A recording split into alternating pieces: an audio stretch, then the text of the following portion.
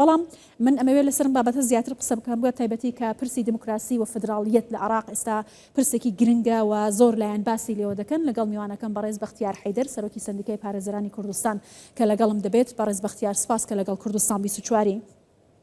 من ئەمەوێت سەبارەت بە فدراڵیەت یەکەم پرسیار لە بەڕێزت بکەم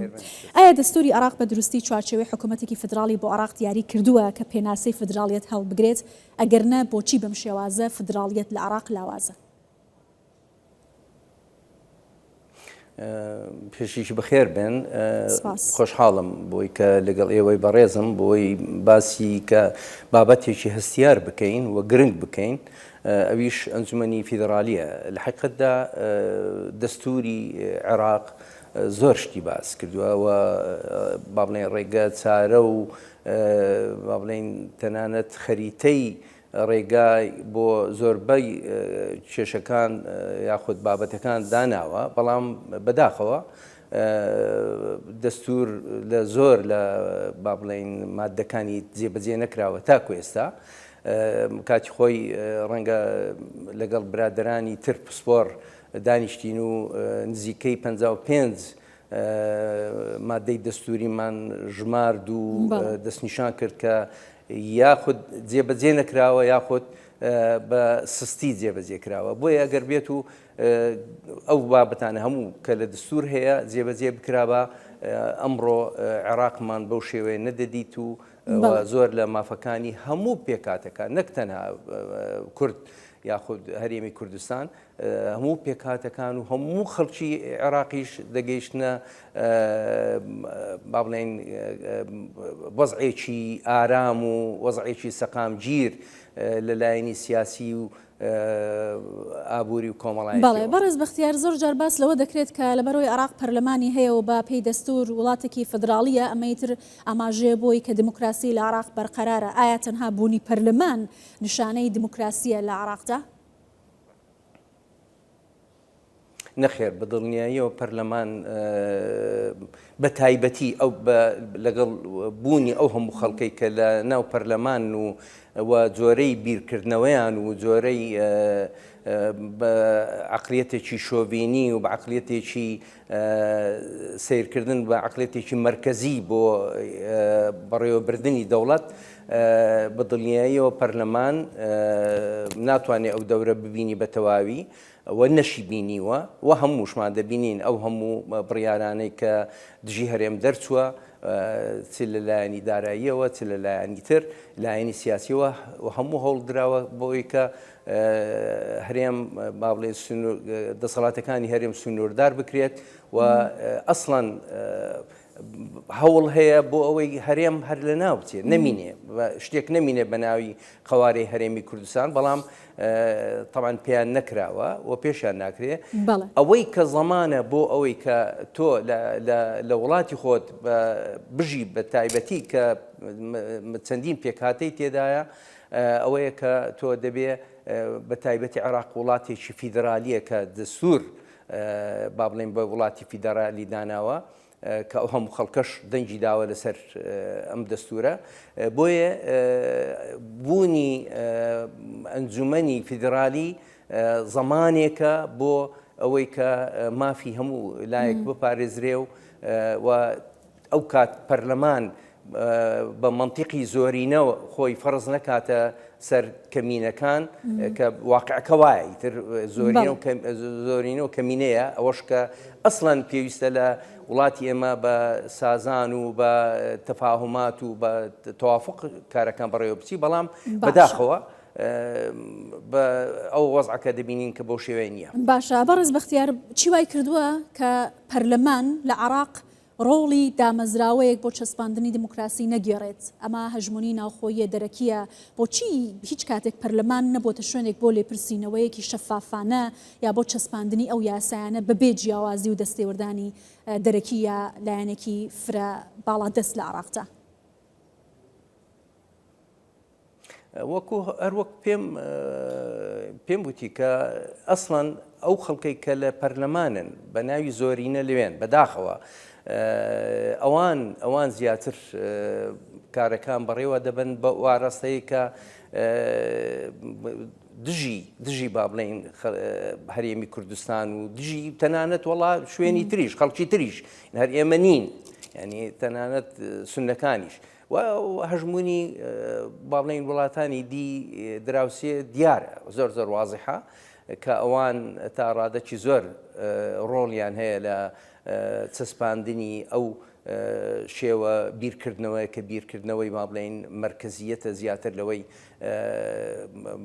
فیدراالی بی یاخود دیموکراسی بی دیموکراسی ڕاستە بە ناو دیموکراسیەتێک هەیە بەڵام لە واقعدا ئەو دیموکراسیەتە بە شێوەیەکی وایە کە خەڵک زۆرینە خۆیان دەسەپێنن بەبێ بنەمای دەستور بەبێ گەڕانەوە بۆ دەستور خۆزگە ئەگەر زۆرینە لە هەموو وڵاتانی دنیا کە دەوری خۆیان ڕۆلی خۆیان دەجێڕن لەسەر بنەماکانی دەستور و لەسەر بنەمەکانی مافی مرۆڤ و مافی پێکهاتەکان دەوری خۆیان دەجێڕن بەڵام لە وڵاتی وانە بەداخەوە لەسەر داوای خەڵکی ئاماژە بۆ دەکرێت کە ئەنجومەنی فدراڵی لقی دووەمی دەسەڵاتی یاسادانانە لە زۆربەی وڵاتانی دموکراسی لە دنیادا بینین کە ئەمە هەیە وەکو لە ئەمریکا ئەوە هەیە پیران هەیە ئەنجومەنی پیران یا لە فەڕەنسا سێنات هەیە بۆچی ڕێگری کراوە ئەم لقی دووی دەسەڵاتی یاسادانان لە عێراق هەبێت ئەگەر هەبا کورد ئەیتوانی چە سوودێکی لێوەربگرێت و ئێستا کە نییە چە زەرێکی کردووە بەدڵنیاییمە زەرێکی زۆرمان کردووە نەک ئەمە ڕەنگە خەڵکانی تریش کەوانەی لە پارێزگاکانن ئەوەیانی کە لە هەرێم دانین خۆشی بزانە ئەو هەژمورەما لەبەرەوەی هەژمونەیەکی تازەیە ڕەنگە تا شتێک با بڵێن تا ڕادەک ئەوەش دەور دەبینی بەڵام دەورە ئەساسیەکە نابینی لەبەرەوەی کە تاکە فیدراالیەتین کە بابلتەکەی تاکە هەرێمێکی فیدرالین لە عێراق کە ئەوە مەجال نادەن بزانە لەبەرەوەی کە خەڵکانی ئەو خەڵکانی کە باڵا دەستن لە عێراق تەنانەت ڕێگا نادەن بۆ ئەوەی کە هەرێمی تر دروست ببی بە سەرڕای ئەوەی کە ئەو خەڵکانە داوای ئەوە دەکەن کە هەرێمی تر دروست بکرێ بەڵام تا ئێستا ڕێگر بووینەوە بە هەموو دەسەڵاتەکانی خۆیان بەکاردێن بۆ ئەوەی کە ڕێگر بنەوە ئەگەر بێت و ئەنجومەنی فیدراالی دابمەزرێ ئەو بە دڵنیاییەوە ئێمەی کوردیش لە هەرێمی کوردستان زیاتر ئاسوودە دەبین و زیاتر دەگەین بە مافەکانی خۆمان لەبەرەوەی شوێنێک دەبی کە قسەی ئێمە تێدا بیستراو دەبی و ئیرادەی ئێمەشی تێدا بە دەردەکەوی بۆ ڕێگرێکیش دەبی لە هەر بابەتێک هەر یاسایەکە لە پەرلەمانی عێراقەوە دەربچێت و دژی دیموکراسیەت و دژی مافە دستوریەکان بێت کە بۆ هەرێم و بۆ خەڵکەکە دانراوە باشە بەڵام بەڕێز بەختیار زۆر جار لە عێراق بینین کە دامەزراوەکان دەکەونە ژێر هەژمونی لایەنێکی دیاریکراوە پابند نابن بۆ بڕیارانەی کە دەردەکرێت بۆ نمونە دادگای فدراالی کە دەسەڵاتەکانی خۆی دژ بە هەرێمی کوردستان بەکاردێنێت ئایا هیچ گەرنتیەک هەیە کە گەرنجمەنی فدراالی بڕیارێک لە بەرژەوەندی هەرێمێک یا پارێزگایەک بدات حکوومەتی عێراق پێوەی پابند بێت ئەمە چەسپاوە ئەخۆی لێرە پابندیەکە بزانە دەگەڕێتەوە بۆ ئەو وەکو زۆری بیرکردنەوەکە ینی تەنانەت ئەمە ڕەنگە بڕیار هەیە سەر لە پەرلەمان دەرچووە جێبەجێ نەکراوە خۆوەش هەیە بەڵام پێویست بۆ دەکاوە شێوەی بیرکردنەوەی ئیدارەت لە دەوڵەتی عێراق بگۆڕدرێ ینی ببێتە بگاتە ئەو ئاستەی کە دەستور سەروەر بێ دواتر دادگاکانیش تەنانەت دادگای فیدراالی خۆما ئاگاداری بڕیارەکانی دادگای فیدرالین زۆر لە مادەکانی دەستور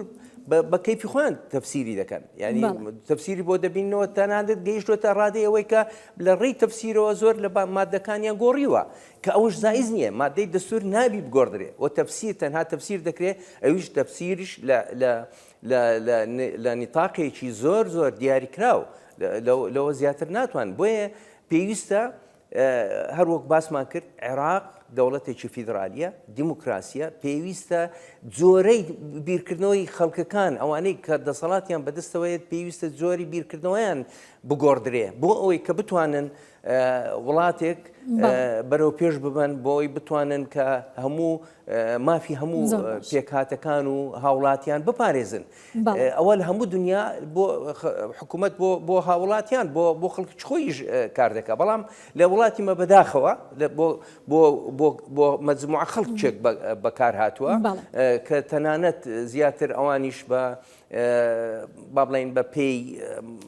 بەرژەوەندی خەڵکانی تر